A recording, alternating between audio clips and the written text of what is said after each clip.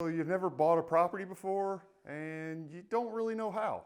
So what are the steps to acquiring a property? Today, I'm Aaron Impins and we're going to go over 5 steps to buying a house.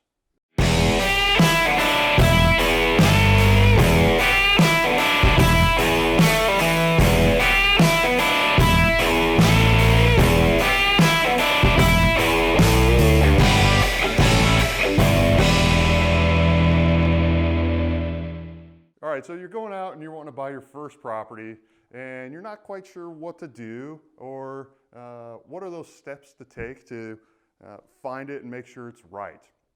Today, let's talk about those 5 steps that I think are important to acquiring a property, okay? The first one is going to be make a plan, okay? I know that sounds pretty simple, pretty straightforward, but let's talk about that a little bit. What does make a plan mean? When you're making a plan or when you're deciding on a property you want to buy, you're going to have to set yourself some certain criteria, okay? You want to determine whether or not maybe you're just going to buy 3-bed, 2-bath ranch homes, or maybe you're going to buy only multifamily, something along those lines. You want to decide that and set that criteria for you, you know? Maybe it needs to make a specific amount of return on your investment, something along those lines. While you're making that plan, you can start building the relationships with the people that are going to be key in that plan. You know, it's going to be banks, contractors. Both of those are going to be very key in that plan. Okay, so pretty straightforward. So number 2, line up financing.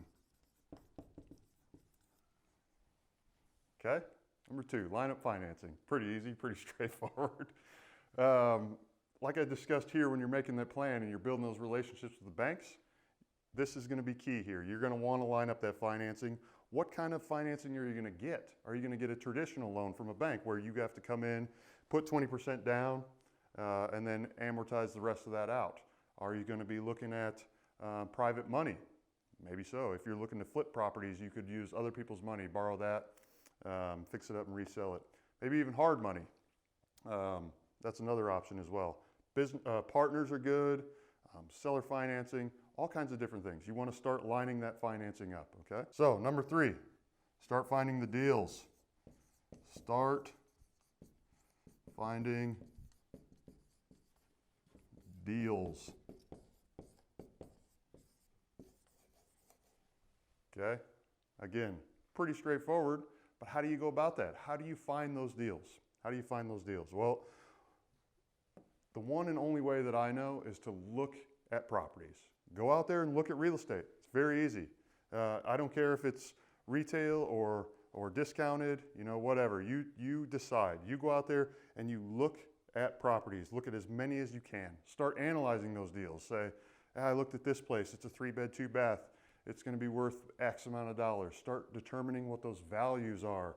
That way, when you know, you walk into a property and someone says, yeah, I want to sell my property for 50 grand, and you're in your mind, you're like, oh, I've already looked in this neighborhood. I know that's going to be worth 100. You know you're walking into something that's a good deal.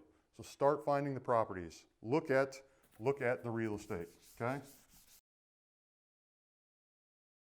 Number 4. So you've looked at all of this real estate. You've checked them all out. You've analyzed things.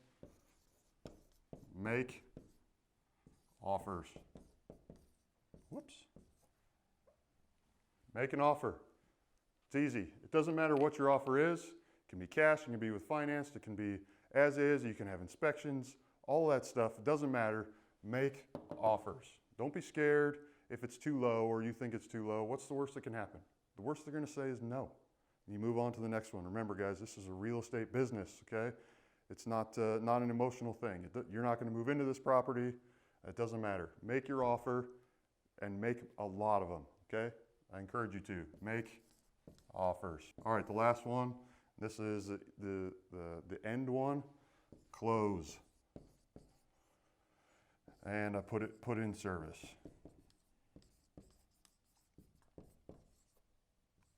Wow, I got great handwriting, by the way. This one's important, okay? I see a lot of people making their offers, but they don't ever intend to close on the property. You've done those first 3 steps for a reason, okay? So you know when you make that offer, you're ready to go and you're ready to close and take it to the end. So the 5th step is close. Put it in service after that. That means line up your property management, line up your utilities, make sure your financing is set up. If there's any work that needs to be done, get your contractor in there, get it on the market for rent, and get a tenant moved in. Listen guys, that's 5 steps to acquiring a property. Take some notes. If you got any questions, make sure and leave them below. I'll make sure and get those answered for you. I got more advice to share, and I want to help you guys grow your real estate portfolio as well. Make sure to tune back in, hit that subscribe button. Let me know what you thought. We'll see you next time.